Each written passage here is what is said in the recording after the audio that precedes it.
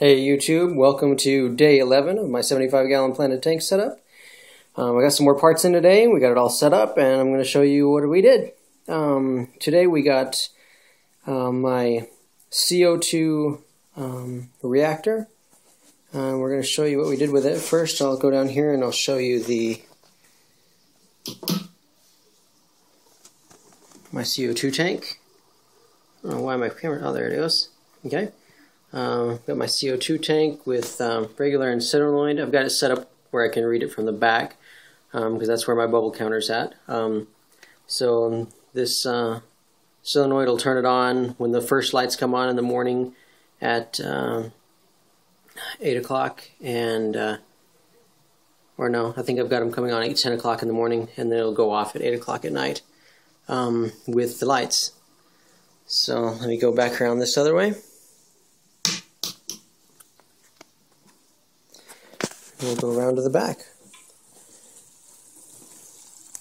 Okay, around the back we have the pipe coming up from the canister filter.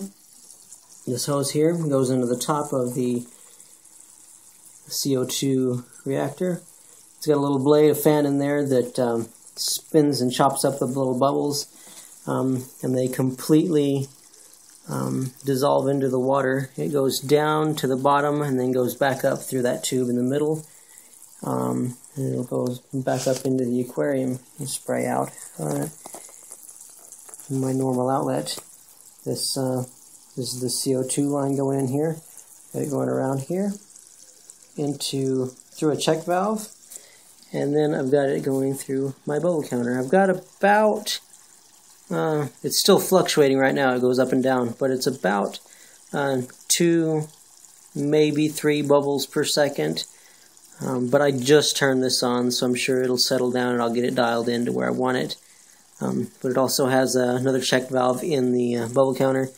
Bubble counter they sent me with my CO2 regulator. It's kind of cheap, but I made it work. I had to put some plumber's tape around the top there to get it to actually seal where it wouldn't let CO2 out, but that's how it goes. Let me go back down here. I'll show you the front of my regulator. Get some light on. It kind of washed out my gauges, but there's about 1,000 pounds of pressure in the tank, and I've got the regulator set to about 22 pounds or so. And then, of course, I set the needle valve. Turn this flash off here to where it's putting out about 2 bubbles per second. Pretty excited. The only thing that, of course, is it turned down. The down point of this is the noise that this makes. I don't know if you can hear it. Hold on a second.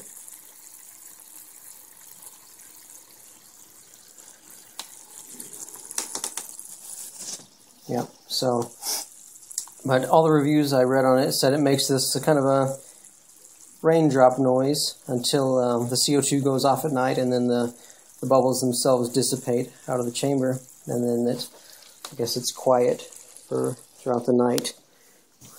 So while you're sleeping, it'll it'll be quiet for you. What my reactor is the can't really get this thing to focus today for some reason. It's the Ista Max Mix CO2 reactor. Pretty excited about it. It should work extremely well. It was really cheap. I got it for like 15 bucks. And plus shipping, I think it totaled about 20. So, I mean, once you count in me going out and buying parts and then making one like a DIY reactor, it would probably cost me the same amount of money, and I don't know if I would have worked as well or would have worked better. I don't know, but I didn't have to do any work at all, and this one cost me about 20 bucks. So I did mount it on the outside of the tank. I don't know if you noticed. That way there's nothing in the tank besides the inlets and outlets. You probably noticed I put one of these little bitty pH alerts in there. It's not meant to be accurate, it's just meant to give me an idea of where the tank is at a glance. I do have a test kit that I run on it. Today, when I set up the CO2, I had my readings, the nitrate were 0, the nitrite was 0.5, had a total hardness of 120, alkalinity of 120, and my pH was right about 7.3, 7.4, somewhere right in there. But I like my pH there because I don't have to put any buffers. It comes out of my tap at right about 7, 7.4. So I like not having to put anything in it to change it up. But I run this tank, according to this thermometer, right at 80 degrees. The reason I say this thermometer is because my high door inline heater here is set right at about 76. And so I'm not really sure which one is right. Either the high door is off or my thermometer is off. Either one, 76 to 80 degrees, I'm pretty happy with. If it'll just stay there, we'll be doing good. My future videos, I'll be showing you my ferts. I ordered those today. I ordered from aquariumfertilizer.com. So I'll be doing the EI dose method. I'm not sure if I'm going to do the powder each day or mix up the solution so I can dose from the solution each day. But either way, we'll be doing the EI method on it with highlight. I've actually increased the amount of light I put on it. My fixture up here, as I mentioned in my first video, is got 4 54 watt T5 high output bulbs in it.